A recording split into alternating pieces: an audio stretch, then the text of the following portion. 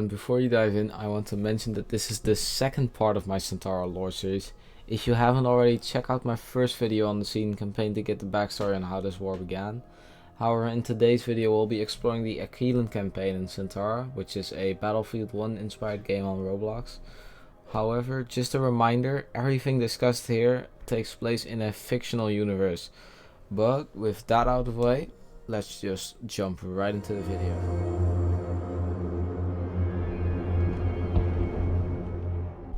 In 1912, after the fall of CENTAURA, watch my other video, Acendēns caught the attention of the countries south of Colombo.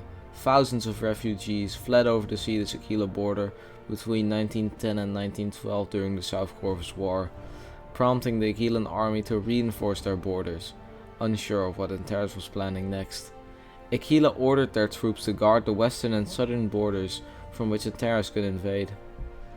One important thing to note is that through its past, Aquila has been mostly a defensive nation, developing its defending capabilities including the infamous Ring of Fire, which is a series of defensive concrete structures surrounding the Aquilan heartlands. This series of concrete barriers has made it hard for attackers to invade the nation. Acendēns, however, with its newer military technologies, had lots of armored vehicles it could utilize if a war were to happen. And the nation also learned from the stalemates in the South Corvus War. The new Acendēn military doctrine emphasized quick and powerful breakthroughs to neutralize their enemies. With Acendēns now declaring war, it had to get through the Aquilan Ring of Fire. The nation believed that the best strategy of this was to launch an attack head-on onto the batteries. Therefore, we will focus on the battle at Battery Liberius in ROLAND'S Prairie. Acendēns had launched previous attacks in an attempt to neutralize the battery. The result? 2 failed siege attempts and the loss of thousands of men and equipment. Now it is approaching winter. This is the 3rd attempt.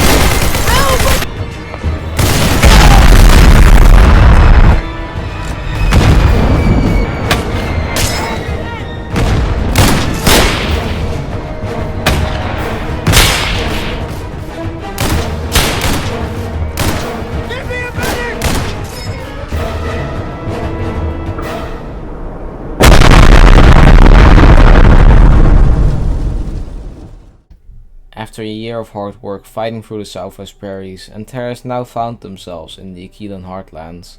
A new plan by Acendēns was devised to join my new Discord server. I have a fresh, newly made Discord server where you will be able to talk to me and see more sneak peeks on upcoming videos. So join through the link below in the description. It's totally free, and also subscribe. Like, look at this analytic. Now let's get back to the video. Anyways, the new plan was devised by Acendēns to combat the dense pine forest and demoralize the Aquilan army. With this plan, thousands of acres of forest were set ablaze by the Acendēns. Now, instead of demoralizing Aquila's army, Acendēns caused the Aquilan army to fight with renewed determination to defend the land that hasn't been destroyed. It is now 1913, and the fires have now destroyed 10% of Aquilan countryside, and are continuing to rage. Acendēns here finds Aquila in the middle of a forest, and that forest? Acendens forest.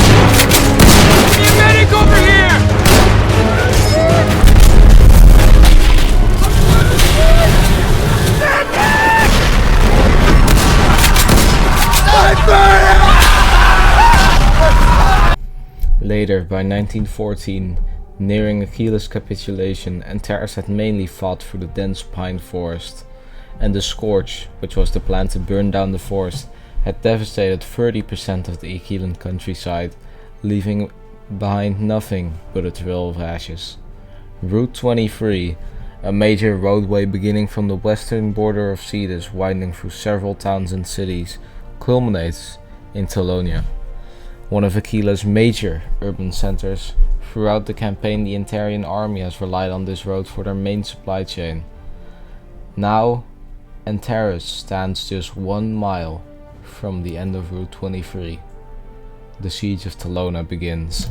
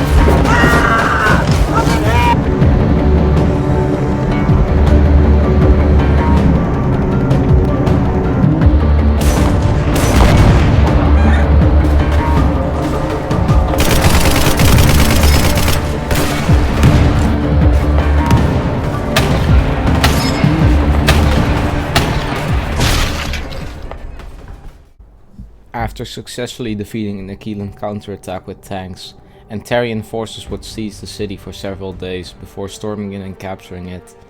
The last bastions of Aquila would fall soon afterwards, and with the aftermath of the Scorch, by the end of the campaign, nearly 40% of the Aquilan countryside became a field of ashes. Antares also learned that destroying potential resources to hinder the enemy was no longer a good idea, because it also hindered themselves. Antarian soldiers were not able to make use of the food of Aquilan farms due to the scorched earth, and supply lines were stretched thin. The Aquilan campaign had, however, now concluded to an end, and Aquila's territory was directly assimilated into Antares.